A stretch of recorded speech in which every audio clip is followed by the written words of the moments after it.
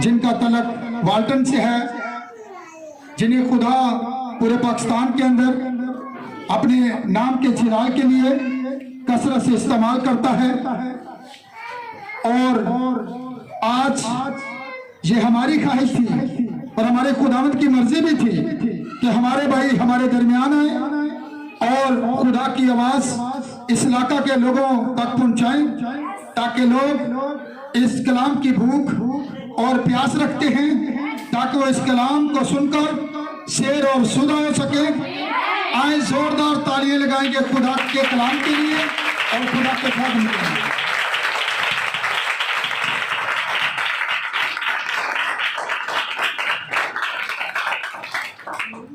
मसीह यीशु में आप सबकी सलामती हो। खुदा यीशु मसीह की मत्ती की मार्फत लिखी गई अंजील मुकद्दस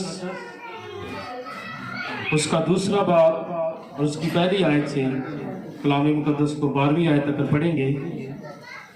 खुदा यीशु मसीह के कलाम मुकद्दस में यह लिखा है, जब यीशु हेरोदिस बादशाह के ज़माना में यहूदिया के बैतलहम में पैदा हुआ तो देखो कई मजूसी पूरब से यरूशलेम में ये कहते हुए आए कि यहूदियों का बादशाह जो पैदा हुआ है वो कहाँ है, क्योंकि पूरब में उसका सितारा देखकर हम उसे सिजदा करने आए हैं। ये सुनकर हेरोदिस बादशाह और उसके साथ यरूशलेम के सब लोग घबरा गए और उसने कौम के सब सरदार काहिनों और फकीहों को जमा करके उनसे पूछा कि मसीह की पैदाइश कहाँ होनी चाहिए। उन्होंने उससे कहा, यहूदिया के बैतलहम में, क्योंकि नबी की मार्फत यूं लिखा गया है कि ए बैतलहम यहूदा के इलाके, तू यहूदा के हाकिमों में हरगिज सबसे छोटा नहीं, क्योंकि तुझ में से एक सरदार निकलेगा जो मेरी उम्मत इस्राएल की गलाबानी करेगा। इस पर हेरोदिस ने मजूसियों को चुपके से बुलाकर उनसे तहकीक की कि वो सितारा किस वक्त दिखाई दिया था, और ये कहकर उन्हें बैतलहम को भेजा कि जाकर उस बच्चे की बाबत ठीक ठीक दरियाफत करो, और जब वो मिले तो मुझे खबर दो ताकि मैं भी आकर उसे सिजदा करूं। वो बादशाह की बात सुनकर रवाना हुए और देखो जो सितारा उन्होंने पूरब में देखा था वो उनके आगे आगे चला, यहाँ तक कि उस जगह के ऊपर जाकर ठहर गया जहाँ वो बच्चा था। वो सितारे को देखकर निहायत खुश हुए और उस घर में पहुंचकर बच्चे को उसकी माँ मरियम के पास देखा और उसके आगे गिरकर सिजदा किया और अपने डिब्बे खोलकर सोना लुबान मुर्ग उसको नजर किया, और हेरोदिस के पास फिर ना जाने की हदायत ख्वाब में पाकर दूसरी राह से अपने मुल्क को रवाना हुए। खुदा के कलाम का पढ़ा सुना जाना हम सब के लिए बरकत का बाइस हो। खुदा का शुक्र हो। आप सब अपनी जगह पर बैठ सकते हैं।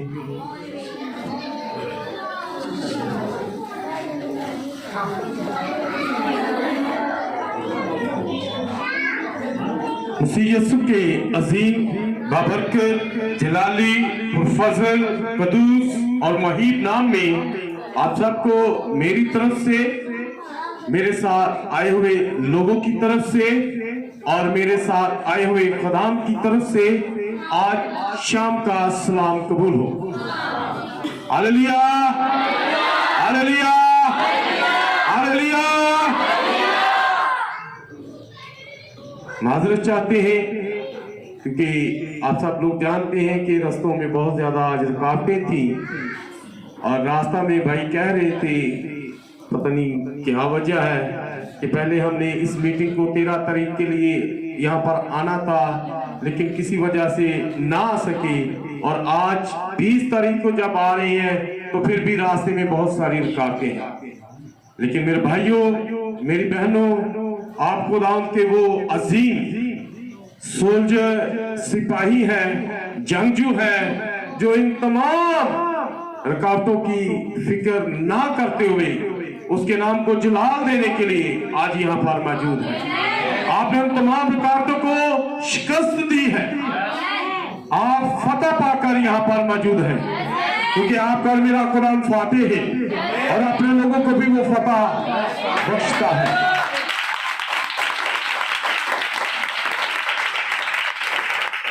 बेशक हम लेट हुए देर से, क्योंकि रास्ता में बहुत ज्यादा रुकावटें थी, उन सब बातों के लिए आपसे माजरत चाहता हूं। मैं आपका ज्यादा वक्त नहीं लूंगा।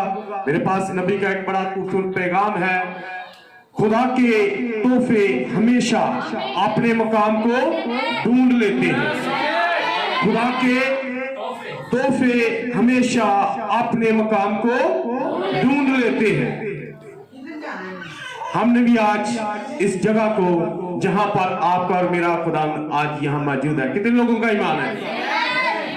कलामी अक़दस के अंदर लिखा, जहां 2 या 3 मिलकर मेरा नाम लोगे। जितनी देर आप बोलते रहेंगे मैं आपके साथ कलाम शेयर करूंगा, लेकिन ज्यादा वक्त नहीं लूंगा। थोड़े से चंद बातें इसमें से आपके साथ शेयर करूंगा। और भाई असल के हम शुक्रगुजार हैं, और उस तमाम भाइयों के लिए जो इस सारे काम को करते हैं। एक खूबसूरत पैगाम, क्रिसमस का पैगाम नबी ने जो दिया 1963 में 22 दिसंबर को, खुदा के तोहफे हमेशा अपने मकाम को ढूंढ लेते हैं। कौन ढूंढ लेते हैं? खुदा के तोहफे।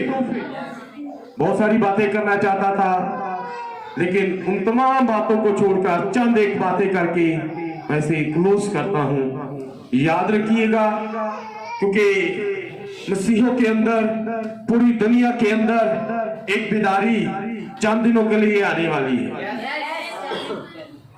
अभी कह रही है अब, इसका मतलब आप मुझसे एग्री हैं, क्योंकि क्या होगा नेक्स्ट मंथ 1 दिसंबर से लोग तैयारियां शुरू करेंगे, और चंद दिनों के लिए, जैसे 25 दिसंबर खत्म, फिर वो बेदारी भी जाती रहेगी।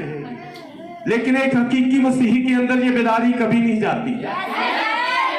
क्यों नहीं जाती? क्योंकि उसके अंदर कलाम होता है, और कलाम क्या करता है? वो अपने बंदों को झंझोड़ता रहता है, वो उस बेदारी को हमेशा कायम रखता है। मेरा ईमान है कि ये बेदारी आपके अंदर कायम रहेगी। आप रिवायती मसीही नहीं, एक हकीकी मसीही अपने आप को साबित करेंगे। और मैं ये पैगाम जो भी भाई असल कल दे के आए प्रिंटिंग के लिए, खुदा ने चाहा नेक्स्ट वीक में आपके हाथों में होगा। आज भी भाई असल आपके लिए खूबसूरत पैगाम लेकर आए हैं। खुदा के पास आपके और मेरे लिए एक मुहैया करदा बड़ा है। और इसी तरह ये गीत की किताबें आपके लिए भाई लेकर आए हैं। पहले भी आपके पास थी, हमने चाहा कि कुछ और भी आपके पास ले आए, ताकि आप मैसेज के गीत गाया करें।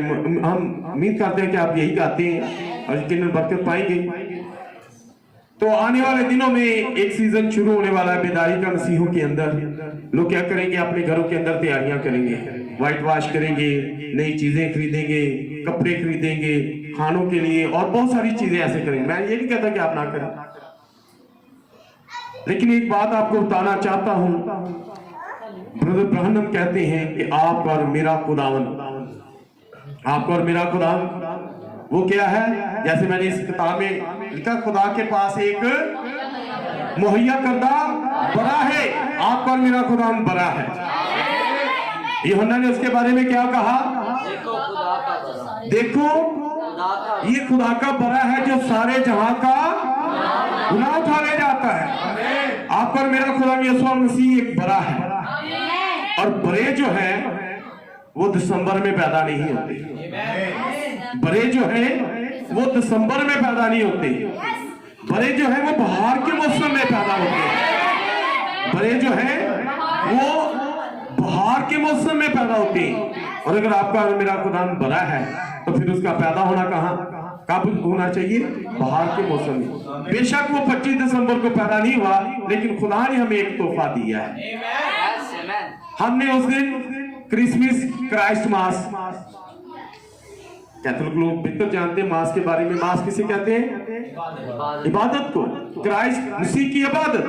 हम तो मसीह की इबादत करते हैं, ना सिर्फ 25 दिसंबर को, हम तो हर रोज ही करते हैं। एक हकीकी मसीह रोज मसीह की इबादत करता है, तो 25 का दिन भी वो नहीं छोड़ेगा। नबी कहते हैं बेशक मसीह 25 दिसंबर को पैदा नहीं हुआ, लेकिन हमें फिर भी इस दिन को गंवाना नहीं चाहिए। हमें उसकी इबादत करनी चाहिए, हमें उसकी। लेकिन इस मसीह की इबादत के साथ, इस फेस्टिवल के साथ क्रिसमस के साथ कुछ चीजें जोड़ी गई हैं। लोग क्या करेंगे, आने वाले दिनों में वो एक ट्री लेकर आएंगे और इस ट्री का, जिसे वो क्रिसमस ट्री का नाम दिया गया है, उसका मसीह की पैदाइश के साथ कोई ताल्लुक नहीं। वो जगता जो दरख्त अपने घरों में लगाएंगे, उसका मसीह की पैदाइश के साथ, बाइबल के साथ कोई ताल्लुक नहीं। आपके और मेरे लिए एक ही दरख्त है, जिंदगी का दरख्त, और आपका और मेरा यीशु मसीह। ये दूसरे दरख्त हमें ये रोशनी नहीं दे सकते। सिर्फ रोशनी जो है, कलाम जो आपके और मेरे लिए, हमारे कदमों के चिराग राह के लिए रोशनी है, वो यीशु मसीह, जो जिंदगी का दरख्त है, जिसमें से खाकर हम अब तक जिंदा रहते हैं। तो ये चीजें क्या करती हैं? ये चीजें हमें मसीह से दूर लेकर जाती हैं। लोगों का ध्यान जो है वो क्रिसमस ट्री की तरफ है, लेकिन जो हकीकी जिंदगी का दरख्त है, जो अपने मुंह से कहता है अंगूर का हकीकी दरख्त, कलामी अक़दस के अंदर लिखा है जिंदगी का दरख्त, जिसके चुगिर्द पहरा लगा दिया गया था। आज वो जिंदगी का दरख्त आपके दरमियान मौजूद है। जरूरत है कि हम उसमें से तोड़े और खाएं। जब हम घर में बैठे थे, पास्टर जी हमारे पास आए, पास्टर दानिश साहब, तो वो बता रहे थे कि नबी कहते हैं, ब्रदर ब्रानम कहते हैं, आप जानते हैं ब्रदर ब्रानम को? ब्रदर ब्रानम जो मलाकी 4 बाब और उसकी 5 और 6 आयत के मुताबिक आपके और मेरे लिए खुदा ने इस जमाना के अंदर कलाम को पूरा किया। ब्रदर ब्रानम इस जमाना के नबी हैं। ब्रदर ब्रानम मलाकी 4 बाब और उसकी 5 और 6 आयत के मुताबिक आपके और मेरे लिए भेजे गए एलिया। ब्रदर ब्रानम मत्ती 17 बाब और उसकी 11 आयत के मुताबिक, जब यीशु मसीह से शागिर्दों ने पूछा, हमने तो सीखा है अपने फकीहा से, उन्होंने हमें सिखाया है कि इससे पहले कि मसीह आए, मसीह के आने से पहले एलिया का आना जरूर है। अगर तू मसीह है, आज से 2000 साल पहले की बात कर रहा हूं, यीशु मसीह से उसके शागिर्द पूछ रहे, अगर तू मसीह है तो तेरे आने से पहले एलिया कौन है? तो यीशु मसीह ने क्या कहा पता है किसी को? अलबत्ता एलिया आएगा। शागिर्द पूछ रहे हैं कि अगर तू मसीह है तो तेरे आने से पहले एलिया कौन है? तो यीशु क्या कह रहे हैं? एलिया आएगा। ये नहीं क्या कि एलिया तो आ चुका, बल्कि ये कह रहे हैं आपके और मेरे खुदा यीशु मसीह, एलिया आएगा। वो आपके और मेरे जमाने की बात कर रहे हैं, और क्या कह रहे हैं? वो सब कुछ बहाल करेगा। वो तालीम जिसे रसूल कायम करेंगे, वो कलीसिया जिसे रसूल कायम करेंगे, क्या होगा जब वो कलीसिया डिस्ट्रॉय हो चुकी होगी, तबाह हो चुकी होगी, खत्म हो चुकी होगी, वो ईमान जाता रहेगा, फिर खुदा क्या करेगा? एलिया नबी को भेजेगा, मलाकी 4 बाब और उसकी 5 और 6 आयत के मुताबिक, और वो आकर क्या करेगा? सब कुछ बहाल करेगा। औलाद का दिल यानी परवेज का दिल, आपका दिल, अकरम का दिल, दानिश का दिल, शहजाद का दिल, इरफान का दिल, वो क्या करेगा? वापस उन रसूलों की तालीम की तरफ फेरेगा, किसी तंजीम की तरफ नहीं। ये तंजीमें जो हमें यीशु से दूर ले गई है, ये तंजीमें जो हमें बाइबल से दूर ले गई है, जिन्होंने हमें एक रवायती मसीही बना दिया है, ये एलिया आएगा और वापस हमें हकीकत की तरफ ले जाएगा, उस असली पैगाम की तरफ ले जाएगा। यीशु मसीह ने क्या कहा? अलबत्ता एलिया आएगा और सब कुछ है। और फिर क्या कहा? एलिया तो यीशु मसीह फिर यूहन्ना के बारे में भी बता रहे हैं, मैं मसीह हूं और मेरे आने से पहले जो एलिया आना था वो तो यूहन्ना है, वो आ चुका, और जो कुछ वो चाहते थे उन्होंने उसके साथ किया। क्या चाहते थे? उसे कत्ल करना चाहते थे। कितने लोगों को याद है एजबल क्या चाहती थी? वो एलिया को कत्ल करना चाहती थी, लेकिन एलिया को कत्ल ना कर सकी। एलिया जिंदा आसमान पर उठाया गया, लेकिन वो एलिया जब लूका 1 बाब और उसकी 16 आयत के मुताबिक यूहन्ना रसूल के अंदर उस एलिया की रूह थी, तो फिर जो उन्होंने चाहा उस एलिया के साथ किया, उसे कत्ल किया।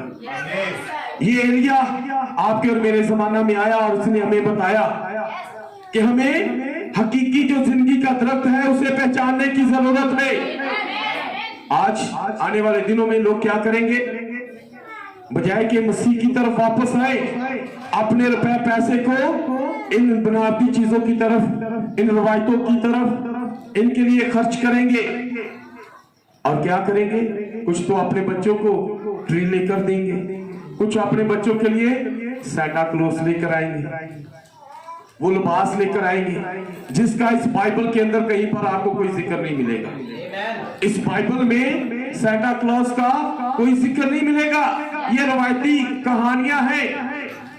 जब आपके हाथों में ये पैगाम आएगा, खुदा के तोहफे हमेशा अपने मकाम को ढूंढ लेते हैं। खुदा के तोहफे, इन बातों का मसीह के पैदाइश के साथ, क्रिसमस के साथ कोई ताल्लुक नहीं है। इसलिए मैं आपको बताना चाह रहा हूं कि आप अपने पैसों को जाया ना करें। आप वो काम ना करें जिसके बारे में आपके और मेरे खुदा ने नहीं कहा, जिसके बारे में आपके और मेरे खुदा ने नहीं कहा। ये कलाम खुदा के अंदर 9वां हुक्म क्या है? कितने लोगों को पता है? झूठी गवाही ना दो, यही है ना, झूठी। जब बाइबल के अंदर ही ऐसी बात नहीं है तो आज आप अपने बच्चों को क्या सिखा रहे हैं? सैंटा क्लॉज आएगा और क्या देगा तुम्हें? वो गिफ्ट देगा, वो टॉफियां देगा, वो चॉकलेट देगा, वो ये देगा, वो देगा। ये क्या है? आप अपने बच्चों को क्या सिखा रहे हैं? झूठ। क्या बाइबल क्या कहती है कि आप अपने बच्चों को झूठ सिखाएं? आप अपने बच्चों को झूठ सिखा रहे हैं। मसीही ऐसा दीन नहीं है, मसीहियत ऐसा दीन नहीं है कि आप अपने लोगों को झूठ सिखाएं। आप अपने बच्चों को झूठ सिखाएं, ऐसी बातें सिखाएं जिनका बाइबल के साथ कोई ताल्लुक नहीं है। अगर आप ऐसा कर रहे हैं तो आप उस शख्स को जानने की जरूरत जो आपको गिफ्ट देता है, और वो सिर्फ खुदा का रूह है। वो आपका और मेरा खुदा यीशु मसीह है, जो आपकी जिंदगियों में नेमतें, अकीदतें और तरह तरह की तासीरों को पैदा करता है। हमें उसे जानने और पहचानने की जरूरत है। मेरे भाइयों, मेरी बहनों, आज जब हम यहाँ पर जमा हुए हैं, हमारा जमा होने का जो मकसद है वो यही है कि हम दुरुस्त कलाम की तरफ वापस लौटे, हम सच्चाई की तरफ लौटे। ये बाइबल सभी के पास एक ही बाइबल है। ये नहीं है कि उनके पास कोई और बाइबल है, आपके पास कोई और बाइबल है। बाइबल एक ही है, लेकिन इस बाइबल को जो सिखाने के लिए, इस बाइबल को समझाने के लिए नबी का होना जरूरी है। किसी सेमिनरी का होना जरूरी नहीं है। अगर सेमिनरी का होना जरूरी है तो कैथोलिक की सेमिनरी कुछ कह रही है, सेवंथ डे की सेमिनरी कुछ कह रही है, चर्च ऑफ पाकिस्तान की सेमिनरी कुछ कह रही है, यूपीसी की सेमिनरी कुछ कह रही है, एंग्लिकन की सेमिनरी कुछ कह रही है। इसी तरह हर एक तंजीम की सेमिनरी अपना अपना कुछ कह रही है, लेकिन नबी वो कह रहा है जो खुदा का कलाम है। इसलिए नबी के पास आएंगे तो सच्चाई की तरफ वापस आएंगे। इसलिए जरूरत है, अगर आप सच्चाई को जानना चाहते हैं तो फिर नबी के पास आने की जरूरत है। लोग मुख्तलिफ तरीकों से आपको गुमराह करने की कोशिश करेंगे। हर जमाना के अंदर नबी आया, लेकिन नबी को लोगों ने कबूल ना किया। इसी तरह इस जमाना में भी नबी आया, चंद लोग इसे कबूल करने वाले हैं, और जो कबूल करेंगे वो खुदा के कलाम को कबूल करेंगे। और जब आपके और मेरे जमाना में खुदा ने अपने वादे को पूरा किया तो हमें उस कलाम की तरफ वापस आने की जरूरत है। तो मेरे भाइयों, मेरी बहनों, मैं चाहता हूं कि हम खुदा के उस खूबसूरत तोहफे को जो उसने हमें यीशु मसीह दिया है, हम उसकी तरफ वापस आए। तो आज जो हमारे लिए पास्टर दानिश ने तलावत की है, मैं चाहता हूं कि थोड़ी देर के लिए हम उस पर गौर करें। जब यीशु हेरोदिस बादशाह के जमाना में यहूदिया के बैतलहम में पैदा हुआ। यीशु मसीह कहां पर पैदा हुए हैं? यहूदिया के, जैसे मैं आपको पहले बता रहा था, बड़े जो हैं वो कहां पर कब पैदा होते हैं? बहार के मौसम में। अब ये बहार का मौसम नहीं है, ये कौन सा मौसम है? सर्दी का मौसम, मौसम सरमा। पढ़े लिखे बच्चे सारे पढ़े लिखे, मौसम सरमा, मौसम बहार, मौसम गर्मा और फिर मौसम खजान। ये सर्दी का जो मौसम होता है, ये जिंदगी का मौसम नहीं होता, बल्कि हर पास ही मौत ही मौत होती है। ये सर्दी का मौसम।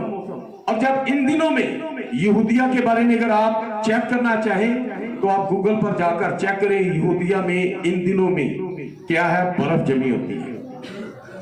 क्या होती है? अगर बर्फ जमी होती है तो फिर लूका 2 बाब के अंदर क्या लिखा है कि बड़े चरवाहे क्या कर रहे थे?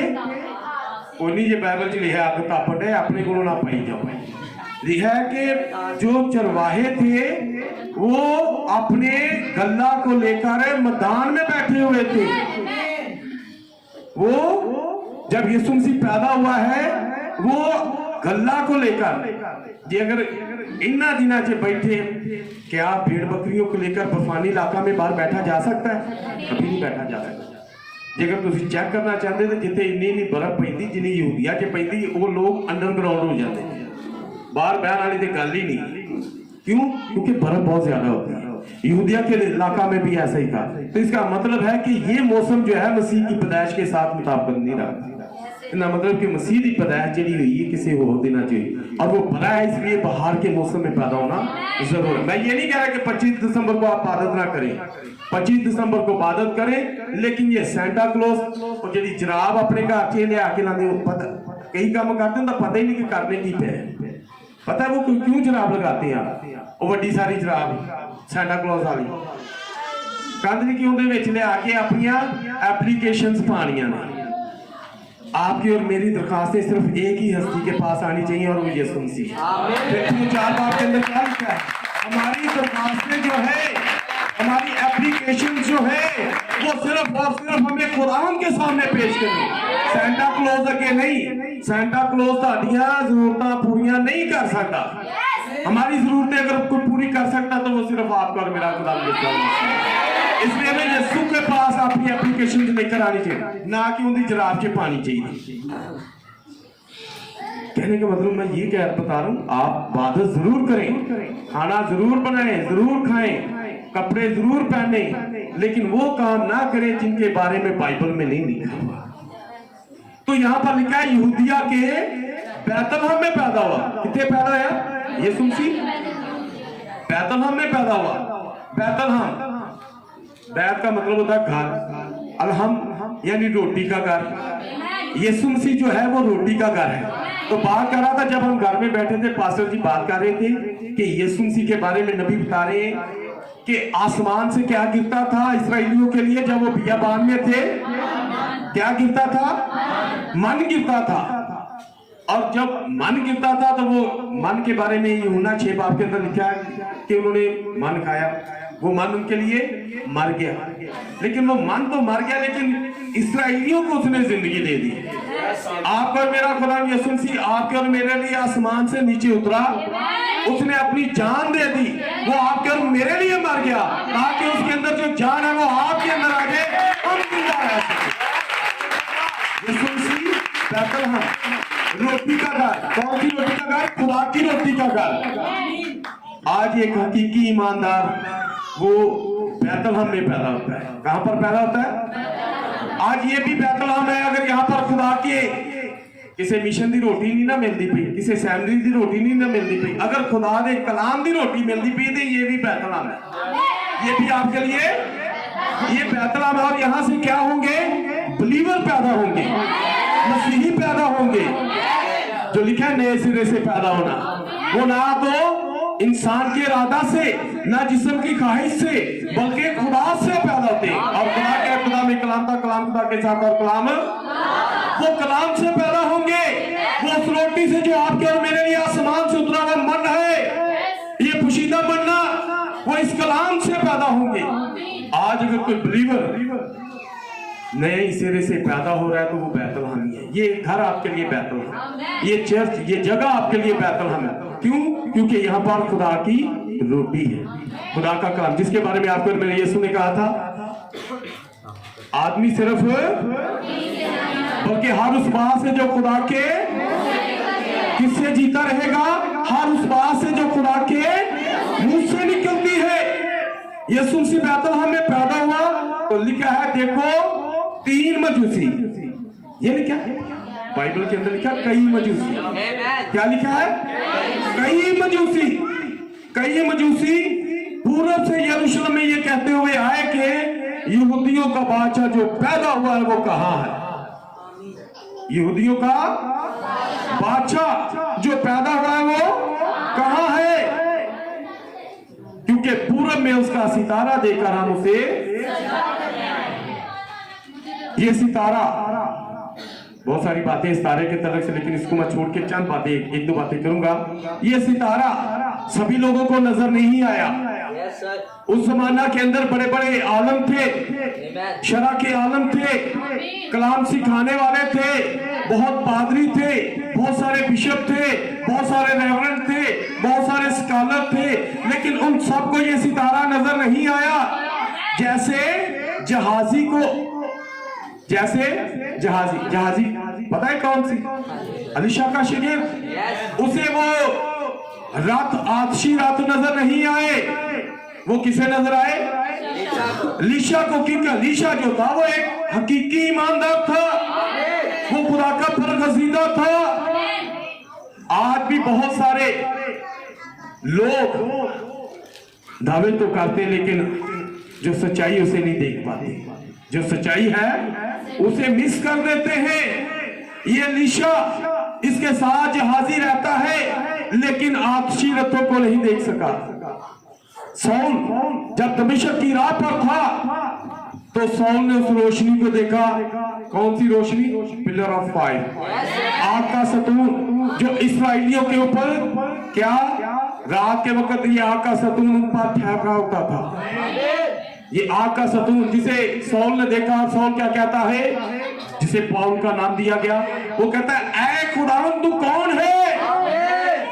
वो इस आग को, ये नबी के ऊपर जो आग है, ये रोशनी जो नबी के ऊपर है, देख रहे हैं आप? वो इस आग को देखकर क्या कहता है, खुदावंद तू कौन है? उसे ये भी पता है कि ये आग जो है ये इस्राएलियों के ऊपर होती थी, ये रोशनी उन पर होती थी, और इस रोशनी से पूछ रहा है, कह रहा है खुदावंद। खुदावंद का मतलब यहोवा भी कह रहा है, खुदावंद भी कह रहा है, और फिर पूछ रहा है तू कौन है? तो इस रोशनी में से एक आवाज आई। मूसा ने भी पूछे ऐसे, इस रोशनी में तो अपना नाम थे दस। तो रोशनी में से आवाज क्या आई? मैं जो हूं सो हूं, मैं जो हूं सो हूं। तो जब सौल ने पूछा इस रोशनी से तू कौन है, तो क्या आवाज आई? मैं यीशु नासरी हूं, मैं यीशु। ये रोशनी जो इस्राएलियों के ऊपर है, यहोवा की सूरत में थी, लेकिन नए अहदनामा में वही यहोवा जो है वो यीशु के नाम से आ रहा है। हालेलुया।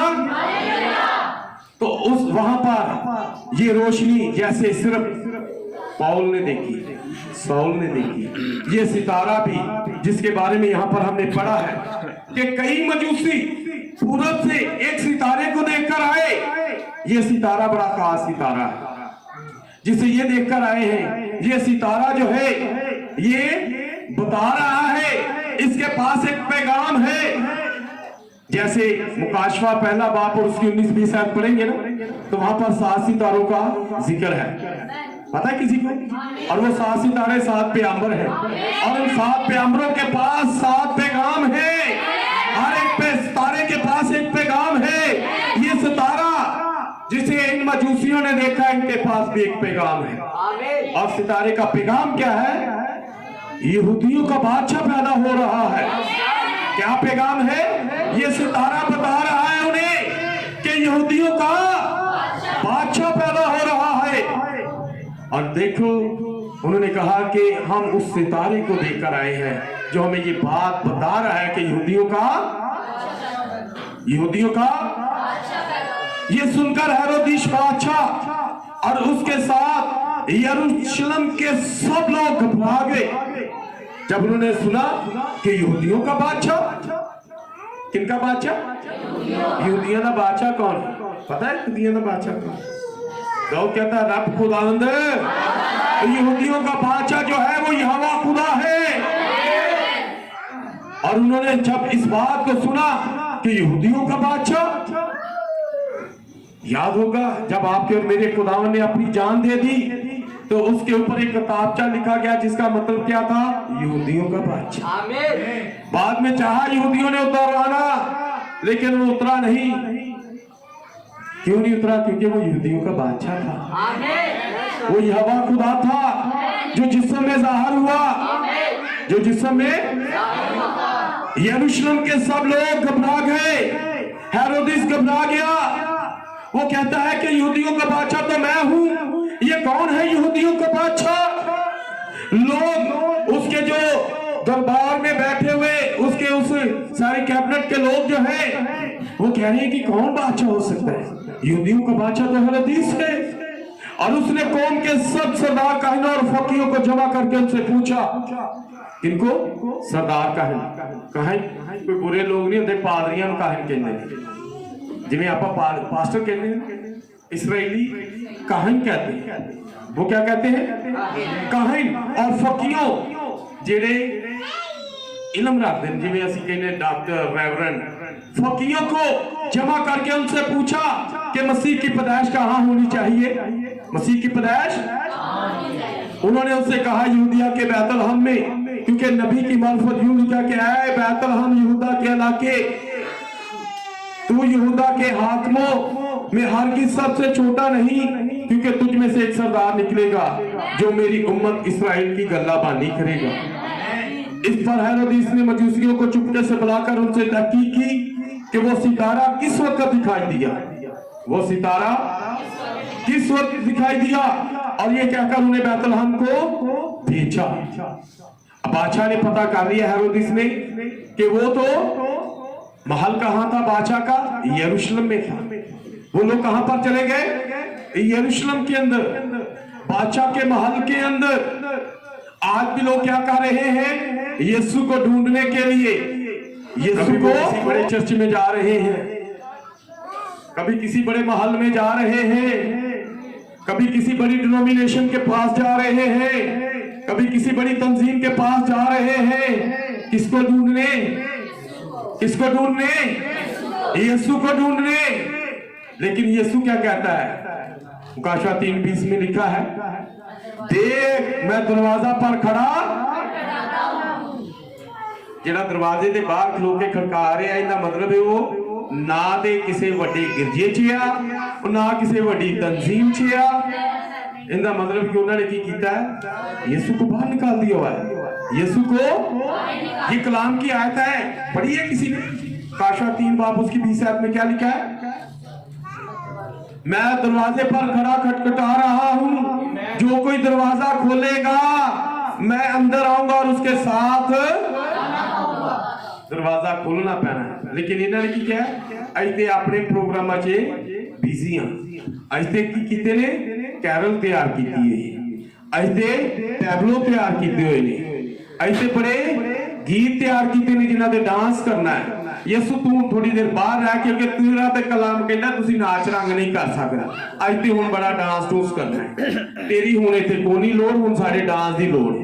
यीशु तू थोड़ी देर बाहर है, असीं ते क्रिसमस ट्री सजाया होया है, तेरी सानू कोई लोड़ नहीं, सानू ते ट्री चाहिए। यीशु तेरी कोई लोड़ नहीं, सानू ते सैंटा क्लॉज चाहिए, सानू ते चॉकलेट्स चाहिए। ते कई भरा कहंदे ने सानू ते क्रिसमस ते वड्डी बोतल चाहिए।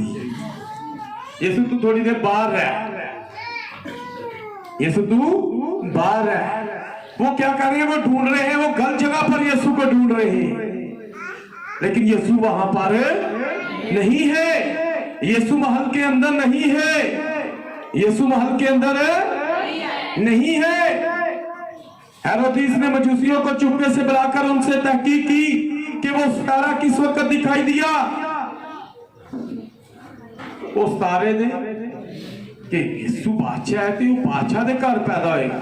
आज लोग समझते ने किसी वड्डे गिरजे च यीशु होएगा, यीशु किसी वड्डी मिशन च होएगा, किसी वड्डी कवैत च होएगा, लेकिन यीशु ना दे किसी वड्डे गिरजे च आ, ना किसी वड्डी तंजीम च आ। यीशु किथे आ? यीशु अपने कलाम के अंदर है, खुदा अपने कलाम में रहता है। वो किसी डांस पार्टी च नहीं है, वो किसी गाना वाली पार्टी च नहीं है, वो किसी और प्रोग्राम च नहीं है। यीशु सिर्फ कलाम में रहता है। अगर उसे ढूंढना है तो फिर कलाम में आना पड़ेगा। फिर कहां पर आना पड़ेगा? कलाम में आना पड़ेगा। वो सितारा तुम्हें कब दिखाई दिया? और ये कहकर उन्हें बैतलहम को भेजा। उन्होंने पादरियों ने दसिया कि यीशु का पैदा होना बैतलहम च जरूर है। कितने पैदा होना चाहिए? बैतलहम में पैदा होना जरूर है। यीशु बादशाह किसी बड़े हस्पताल च नहीं, बादशाह के महल च नहीं, कितने पैदा होया? कितने पैदा होया सी? बैतलहम च। उनके वास्ते सराय च जगह नहीं सी। कितने जगह मिली यीशु के पैदा होने वास्ते? अस्तबल च चरनी च इंज ही है ना, ते चरनी च क्यों पैदा है? जे बादशाह हुंदा ते फिर महल च। वो की सी? वो ते एक बड़ा सी। वो की सी? ते बड़े दा पैदा होना कितने जरूरी सी? चरनी च। बड़े जेड़े पैदा होंदे ने वो अस्तबल च ही पैदा होंदे ने, और जब वो अस्तबल में पैदा हुआ तो फिर उसको एक खुरली में रखा गया, एक चरनी में रखा गया। यीशु क्या था? भरा था। इस करके वो महल से नहीं बल्कि वो अस्तबल में, वो एक ऐसी जगह पर जहां पर जानवरों को बांधा जाता है, वहां पर पैदा हुआ। और जब वहां पर पैदा हुआ तो यहां पर लिखा है कि बादशाह ने उन्हें बैतलहम को भेजा कि जाकर उस बच्चे की बाबत ठीक ठीक दरियाफत करो, और जब वो मिले तो मुझे खबर दो ताकि मैं भी आकर उसे सजदा करूं। उसके अंदर एक डर, किस चीज का? कि मेरी बादशाही जाती रह गई, दस दे मैनू ते मैं की करा, छेती पहुंचा ते जाके उस बच्चे नू कत्ल कर दे। और लिखा है जब यहूदी, ये मजूसी जो है, अब ये मजूसी जो है, मजूसी किन्हें कहते पता? किसी जेड़े सितारियां का इलम रखते हैं, सितारियां वेख के दस देंगे ने, जिवें नबी ने दसिया सितारियां के बारे, तेरा है सितारा है, तेरा है सितारा, तेरा है सितारा है। और जैसे आप अपने सितारों को देखते हैं, अपने बुर्ज को देखते हैं, तो इसी तरह इन्होंने सितारों को देखा और सारे ने इनको पैगाम दे दिया। मजूसी कहते हैं जो फल्कियात यानी आसमान के ऊपर जो ये सितारे हैं, उनका इल्म रखने वालों को मजूसी कहते हैं। इन्हें मजूसी कहते हैं। आसमान के ऊपर जो सितारे हैं, जो इनको देखकर सब कुछ बता देते हैं, उन्हें क्या कहते हैं? मजूसी कहते हैं। और इन मजूसियों से बादशाह कह रहा है कि मुझे भी उसके बारे में बताना था कि मैं उसे भी आकर मैं भी सजदा करूं। वो बादशाह की बात सुनकर रवाना हुए, और देखो जो सितारा उन्होंने पूरब में देखा था, जो सितारा उन्होंने पूरब में देखा था, वो उनके आगे आगे चला। जो दुरुस्त जगह दे आगे, जब वो यरूशलेम को छोड़ आए हैं, तो फिर उनको दोबारा वही सितारा नजर आया जो पहले उनकी रहनुमाई कर रहा था। जे तुसी गलत जगह ते होगे, फिर सितारा ताड़ी रहनुमाई नहीं करेगा, फिर पैगंबर तानू कुछ नहीं दस सकता। पैगंबर का पैगाम लेना तो फिर बाहर निकलना पड़ेगा। कलामी अक़दस के अंदर मुकाशफा की किताब के अंदर लिखा है 18:4 में, क्या मेरी उम्मत के लोगों, नबी कहते हैं इनमें से बाहर निकलो। तंजीमों के अंदर रहोगे तो फिर यीशु को पहचान नहीं पाओगे। अगर यीशु को पहचानना तो इनमें से बाहर निकलो, क्योंकि यीशु तंजीमों के अंदर नहीं है, यीशु तो कलाम के अंदर है। और कलाम में अगर आपको यीशु दिखा सकता तो वो नबी दिखा सकता है। नबी कहता है इनमें से बाहर निकलो। और जब वो उनसे बाहर निकलते हैं, जब ये यरूशलेम से बाहर निकले हैं, जब महल से बाहर निकले हैं, तो फिर इनको क्या नजर आया? वही सितारा जो इनकी रहनुमाई कर रहा था, पूरब से लेकर यहाँ पर इसराइल के अंदर आने तक जो इनकी रहनुमाई कर रहा था। फिर इनको दोबारा वही सितारा नजर आया, और जब वो सितारा नजर आया तो लिखा वो उनके आगे आगे चला, यहाँ तक कि उस जगह के ऊपर जाकर फैल गया जहां पर वो। अब यीशु यहाँ पर, जब ये मजूसी आए हैं, यीशु कहां पर है? चरनी में नहीं है। टैबलो करते, ड्रामे करते, तो यीशु कितने रख के? चरनी चे। ते मजूसी चरनी चे की करते ने? यानी कि गिफ्ट देने मासे आना। लेकिन यीशु जब मजूसी आए हैं उस वक्त चरनी में नहीं है। जब यीशु चरनी में था तो उस वक्त कौन गया यीशु के पास? उस वक्त गडरिए गए हैं। कौन गए? गडरिए किन्हों कहते हैं? चरवाहे नूं। ते चरवाहा किन्हों कहते हैं? पास्टर नूं। पहले यीशु दे कोल पास्टर जांदा है, फिर वो लाके भेडां नूं यीशु दे कोल आंदा है। पहले कौन? पास्टर, फिर कौन? वो भेडां नूं किंदे कोल लेके आंदा? यीशु को। पहले यीशु के पास जो गए हैं, जब यीशु चरनी में है तो फिर गडरिए गए हैं। ते जदों यीशु बैतलहम च आ, ते फिर यीशु पहले दिन का नहीं है, 2 दिनों का नहीं है, 8 दिन नहीं, यीशु उस वक्त तकरीबन 2 साल का था जब मजूसी पहुंचे। जब मजूसी पहुंचे उस वक्त यीशु तकरीबन 2 साल का था। और जब यीशु 2 साल का था तो लिखा है वो सितारा जाकर यीशु के ऊपर ठहर गया। आज ये प्याम्बर हमें यीशु के पास लेकर आता है। आज हम जो एक गीत गाते, दुनिया की भीड़ में खो गया, क्यों खोया है? लोग खोए नहीं, कोई यीशु यूपीसी च लभन डैने, कोई सेवंथ डे च लभन डैने, कोई कैथोलिक च लभन डैने, कोई मुक्ति फौज च लभन डैने, कोई किसी मिशन च लभन डैने, लेकिन यीशु उन्हां च नहीं, यीशु दे सिर्फ कलाम च ते नबी लोगों को कलाम च वापस लेके आया। नबी लोगों को कलाम में वापस लेकर आता है। आपके और मेरे ज़माने के नबी ने हमें कलाम की तरफ वापस लेकर आया, वो हमें यीशु के पास लेकर आया है। सितारा बच्चे के ऊपर आकर ठहर गया। वो सितारे को देखकर निहायत खुश हुए, वो सितारे को देखकर निहायत खुश हुए और उस घर में पहुंचकर बच्चे और उसकी माँ मरियम के पास देखा और उसके आगे गिरकर सिजदा किया और अपने डब्बे खोलकर सोना और लुबान और मुर उसको नजर किया। आखिरी एक दो गल्ला करना चाह रहे, उन्हें पता तो काफी थक गए। मैंने इस मैसेज को शुरू नहीं किया, मैंने कहा अगर इसको करता तो फिर काफी लंबा हो जाना था, तो मैंने चंद बातें आपके साथ शेयर करनी चाहिए। तो यहाँ पर लिखा है कि मजूसियों ने क्या किया, अपने डब्बे खोलकर क्या किया है, सोना ये और कितनी चीजें, 3 चीजें। आप जानते हैं इनके बारे में, ये क्या किस चीज को पेश करती है? मजूसियों ने सोना मसीह को पेश किया। किस चीज को? नबी बताते हैं, ब्राह्मण बताते हैं, सोना अलूहियत को जाहिर करता है। किसको? कलाम, तेरा कलाम सोने की खुदा दा कलाम सोना की करता है, वो अपनी चमकनी को दिखाता है।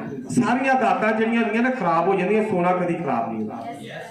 खुदा का ये कलाम जो ला तब्दील है, ये मसीह की अलूहियत को जाहिर करता है। अलूहियत, आपका मेरा खुदा जो आसमान पर बाप की सूरत में और जब बदन की सूरत में आया, तो वो बेटे की सूरत में, आज रूह की सूरत में हमारे अंदर काम कर। ये उसके 3 दफातर हैं, बाप, बेटे और रूह कुदस वाले, लेकिन है वो ये खुदा अलूहियत को, सोना उसकी अलूहियत को, और दूसरी चीज लुबान। दूसरी चीज क्या है? ये लुबान जो है, ये एक मरहम है, एक पेस्ट है, एक खुशबू है। ये मसीह की खिदमत को जाहिर करती है। इसको अगर आप बाहर की किताब पढ़े तो वहां पर जब ईदों में देखते हैं तो दो ईदें हैं जिनमें क्या किया जाता, लुबान को जलाया जाता खुशबू के तौर पर। लुबान को खुशबू के तौर पर जलाया जाता है। आपका और मेरा खुदा जो खादम की जिसने सूरत अख्तियार की, उसकी खिदमत को प्रेजेंट कर रहा है ये लुबान। नबी बताते हैं, ब्रह्मण बताते हैं कि सोना मसीह की अलूहियत को, लुबान उसकी खिदमत को, और तीसरी चीज मुर। तीसरी चीज क्या है? मुर। और अगर आप यूहन्ना और उसके 20 बाब को देखें, 19-20 बाब को देखें, तो जब आपका और मेरा खुदा मर गया तो खुशबू लगाई गई। और अगर आप देखें उन औरतों के बारे में, तो वो सुबह सवेरे क्या कर रही हैं? खुशबू लेकर जा रही है। ये मुर, तीसरी जो चीज है, ये खुशबू, ये मसीह की मौत को प्रेजेंट करती है। तीसरी चीज। तो मेरे भाइयों, मेरी बहनों, आज आप जैसे इन गिफ्ट्स ने, इन तोहफों ने खुदा को ढूंढ लिया, अपने मुकाम को ढूंढ लिया है। इन्होंने कितने जाना सी? यीशु देखो। आज आप अगर आप खुदा के तोहफे हैं, खुदा के गिफ्ट हैं, तो क्या आप नहीं चाहते कि आप अपने मुकाम को हासिल करें? आपका मुकाम क्या है? अगर इन्हें सोने का लुबान दा मुर्दा मुकाम उनकी जगह यीशु सी, क्या ताड़ी ते मेरी जगह भी यीशु, ताड़ा ते मेरा मुहकम किला भी यीशु ही। हमें भी अपने मकाम को जानने पहचानने की जरूरत है। आज हम जगह पे जगह जाने की बजाय सिर्फ एक ही आपके और मेरे लिए जो मुहकम किला है वो आपका और मेरा खुदा यीशु है। आपका और मेरा मकाम जो है वो यीशु मसीह है। ब्रदर ब्रानम इस पैगाम के अंदर एक कहानी बयान की है। एक गरीब शख्स थी, आज भी इस कहानी को मैं शेयर करना चाहता हूँ आपके साथ, क्योंकि इस पैगाम को तो नहीं मैंने आपके साथ शेयर किया, लेकिन ये कहानी जरूर शेयर करूंगा। क्रिसमस के दिनों में अमेरिका के अंदर एक गरीब आदमी था। लोग बहुत पार्टियां मना रहे थे। यकम से आपको पता है यूरोप के अंदर, अमेरिका के अंदर क्रिसमस मनाना शुरू कर देते हैं। बढ़िया पार्टियां होती हैं, बड़ा कुछ होता है, लोग बढ़िया पार्टियां मना रहे थे।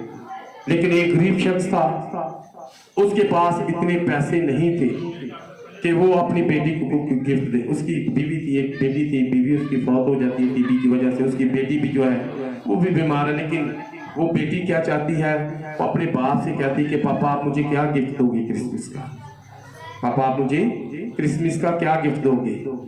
तो वो कहता बेटी क्या चाहिए, वो कहती है कि मुझे गुड़िया चाहिए। क्या चाहिए, तो पता कि बहुत सारिया भैन भी नजर आनी, बेटियां ने, भैन भी ने, बड़िया भी ने, बुजुर्ग भी। ये बेटियां भैन गुड़िया नाल ही क्यों खेलती, पता क्यों गुड़िया का इन्होंने शौक है। तुम खेलदियां रही किनिया बेटियां भैन ने जिन्नियां गुड़ी नाल खेलदियां रही, ते क्यों ये करदियां ने, पता है कई दफा काम कर रहे होंगे तो पता ही नहीं होता। नबी ने बताया, ब्रदर ने बताया इस पैगाम के अंदर, एक बेटी जब पैदा होती है तो उसके अंदर एक माँ की एक खसूसियत होती है, जो आने वाले दिनों में एक वक्त में उसने माँ बनना होता है। जैसे माँ अपने बच्चों को संभालती है ना, अभी वो छोटी है, उसके अंदर एक माँ की एक है, उसके अंदर एक खसूसियत जो शायद आप सभी ये करते रहे हैं लेकिन आपको पता ही नहीं है। नबी ने बताया कि उसके अंदर ये एक खास खूबी होती है, जब वो अभी छोटी होती है लेकिन फिर भी वो उसके अंदर क्या है कि वो किसी को खिलाए, किसी की परवरिश करे, किसी को संभाले, जैसे माँ अपने बच्चों को संभालती है। इसी तरह नबी ने कहा कि ये बेटियों के अंदर ये बात होती है। तो वो बच्ची अभी छोटी ही थी, वो कहती है अपने पापा से, पापा मुझे गुड़िया चाहिए। उसके पास इतने पैसे नहीं कि अपनी बेटी को गुड़िया लेकर दे सके, एक गुड्डी लाके दे सके। वो बड़ी मेहनत करता है, किस लिए कि अपनी बेटी के लिए क्या करे, एक गुड़िया खरीद ले। लेकिन उसकी बेटी बीमार भी है, जैसे मैं आपको बता क्या हुआ। इससे पहले कि अभी क्रिसमस आता, 25 दिसंबर आती, उसकी बेटी बीमारी के हिसाब से मर जाती है। वो बड़ी मेहनत कर रहा था, उसने इतने पैसे जमा कर लिए कि अपनी बेटी के लिए गुड़िया ले। उसने गुड़िया ले भी ली, उसने गुड़िया ले भी ली। मैंने आपको 3 बातें बताई थी, अलूहियत, खिदमत और तीसरी चीज मौत।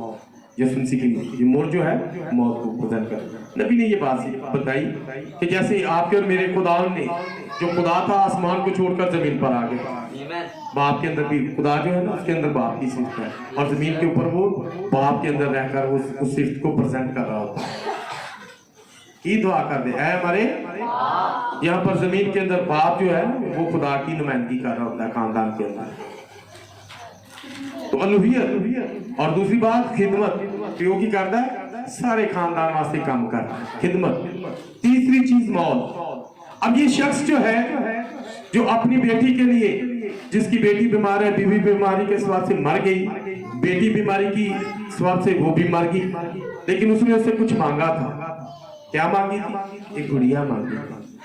क्या मांगी थी? एक गुड़िया मांगी थी। और जब वो अपनी बेटी के लिए गुड़िया लेकर आया, अस्पताल में पहुंचा अपनी बेटी के लिए लेकर, तो उन्होंने कहा तेरी बेटी मर गई है। वो क्या कह रहा है, मैं तो अपनी बेटी के लिए गुड़िया लेकर आया, मैं उसको गुड़िया दूंगा, मैं उसको गुड़िया दूंगा। अब वो डॉक्टर उसे क्या कह रहे हैं, तेरी बेटी मर गई, उन्होंने गुड़ी दी, उन्होंने लोड़ को नहीं है। वो कहता नहीं, मैंने अपनी बेटी को ये गुड़िया देनी है, देनी है। लोग उसे ठट्ठे कर रहे हैं, मजाक कर रहे हैं, लेकिन क्या हुआ, आखिरकार वो भी मर गया। जिंदगी के अंदर रहकर तो वो गुड़िया उसको नहीं दे सकता था, वो गिफ्ट उसे नहीं दे सकता था, लेकिन मरने के बाद मरने के बाद वो अपनी बेटी के पास उस गिफ्ट को लेके गया अपने अजहार के साथ। वो अपनी बेटी के लिए उस गिफ्ट को उसका पहुंचा। यीशु मसीह के पास आकर मेरे लिए एक बड़ा जबरदस्त गिफ्ट है। वो जिंदगी अगर वो ना मरता तो वो जिंदगी हमारे अंदर नहीं आ सकती थी। वो जिंदगी हमारे अंदर उसने भाव वाला काम, खिदमत वाला काम, और मरकर वो जिंदगी जो अब्दी जिंदगी है हमें वो जिंदगी दे दी जो वो देना चाहता था। हम ये जिंदगी चाहते हैं, हम उस जिंदगी को लेना चाहते हैं, लेकिन वो जिंदगी सिर्फ एक ही सूरत में मिलती है जब मसीह को कबूल करते हैं। अगर आप मसीह के साथ मरेंगे तो फिर मसीह के साथ जिएंगे। क्या लिखा है रोमियो 6 के अंदर 6:3 में लिखा है, हम जितनों ने मसीह में शामिल होने का बपतिस्मा लिया उसकी, अगर मौत में शामिल होंगे तो जिंदगी में शामिल होंगे। अगर यीशु मसीह दा ना दा बपतिस्मा लांगे तो फिर उनकी मौत च शामिल होंगे, जे मौत च शामिल होंगे तो फिर उनकी जिंदगी च भी शामिल होंगे। आज मेरे भाई और मेरी बहनों, अगर आप चाहते हैं कि उस गिफ्ट को आप जो खुदा ने आपको जो दिल दिया है आप उस मुकाम को हासिल करें तो आपके और मेरे खुदा का है, तो फिर आज अपने दिलों को उसके लिए खोल दें और कहें कि ये तोहफा जो खुदा जो दिल तूने मुझे दिया है, आज मैं ये दिल मैं चाहता हूँ कि उस मुकाम को हासिल करे जरा कोई टीवी का चैनल नहीं, कोई ड्रामे नहीं, कोई फिल्म नहीं, कोई होर चीज नहीं, कोई कपड़े नहीं, कोई ऐसी वैसी चीज नहीं, सिर्फ और सिर्फ यीशु। हमें उस मुकाम को हासिल करने के लिए आपको खुदा ने वो गिफ्ट दिया है, वो दिल दिया है। और अगर आप चाहते हैं कि ये दिल यीशु को हासिल करे जिस तरह मजूसियों ने उनके वास्ते मेहनत की थी, फिर तानू भी करना पड़ेगा। की मेहनत करनी पड़ेगी, बाइबल पढ़नी पड़ेगी, दुआ करनी पड़ेगी, गीत गाने पड़ेंगे, उनके नाल वक्त स्पेंड करना पड़ेगा जैसे मजूसियों ने किया, आपको भी करने की जरूरत है। फिर ही आप उस मुकाम को हासिल करेंगे, फिर ही आप खुदा के वो तोहफे होंगे जो अपने मुकाम को ढूंढ लेते हैं। अगर आप यीशु को लेना चाहते हैं, ढूंढना चाहते हैं, तो फिर जरूरत है कि अपने दिल उसके लिए खोल दें। कुरान इस कलाम के वसीला से आप सबको बरकत दें। God bless you all.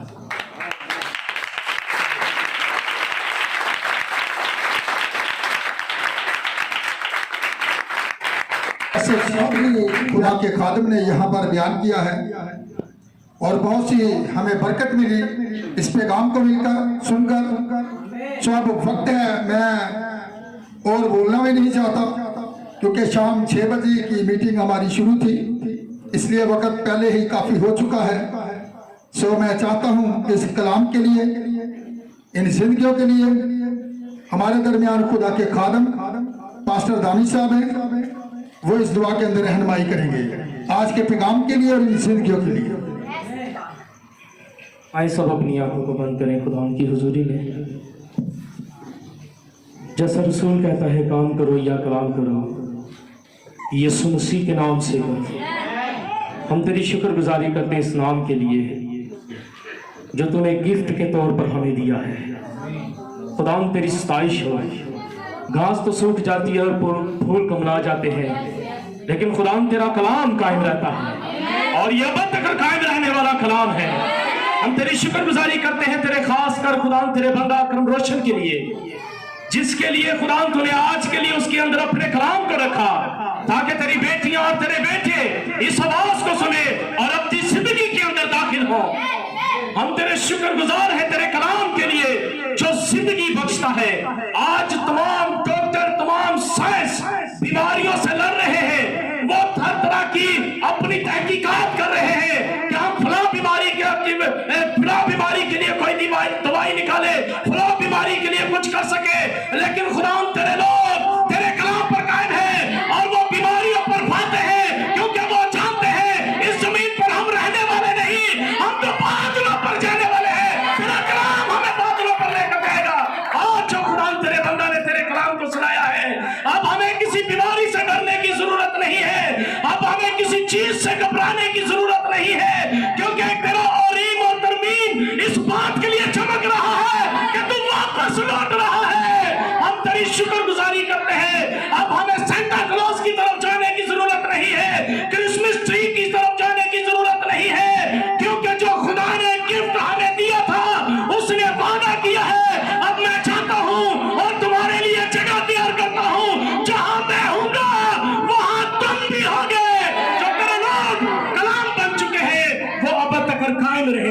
क्योंकि खुदावंद तो अपने लोगों में रहता है, खुदावंद तो अपने कलाम में जैसे रहता है। जब तेरे लोग कलाम बन जाते हैं, जैसे पौलुस ने कहा, तुम खुदा का कलाम हो, तुम खुदा का खत हो, स्याही से नहीं लिखे गए, कलाम से लिखे गए हो, और तुम जो बोले हुए कलाम से लिखे गए हो। आज तुम कलाम हो, जैसे खुदा तेरे बंदा ने सिखाया कि खुदा कलाम के अंदर रहता है। आज जो लोग कलाम बन चुके हैं, खुदा उनके अंदर रहता है। हम तेरी शुक्रगुजारी करते हैं, खुदा तो अपने लोगों को बरकत दे। और इस कलाम के वसीला से जो आज तेरे बंदा ने ये सिखाया है कि अब हमें रस्मों की तरफ जाने की जरूरत नहीं है, अब हमें मिशनों की तरफ जाने की जरूरत नहीं है। बस सिर्फ एक ही जो गिफ्ट खुदा ने हमें दिया है, यीशु मसीह, उसकी तरफ आने की जरूरत है। और जब हम यीशु मसीह की तरफ आते हैं, तब हम बादलों पर उठाए जाएंगे।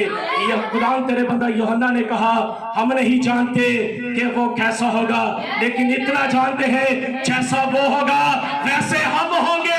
ये तेरे कलाम से होगा। खुदा तेरी शुक्रगुजारी करते हैं, तो अपने लोगों को, अपनी बेटियों को, अपने बेटों को खुदा बरकत दे। और ये कलाम का हिस्सा मैं ईमान रखता हूं, इनसे कभी छीना नहीं जाएगा, क्योंकि तू जिंदा खुदा है और तू इनकी हिफाजत और निगहबानी करेगा। खुदा तेरे बंदा पास्टर प्रवेश के लिए खुदा तुझसे बरकत चाहते हैं, इस सारी जगह के लिए खुदा तुझसे बरकत चाहते हैं, तेरे लोगों के लिए खुदा तुझसे बरकत चाहते हैं। खुदा तो अपने लोगों को बरकत दे और अपने जलाल और अपने कलाम के लिए इस्तेमाल करते रहना, यीशु मसीह के नाम से।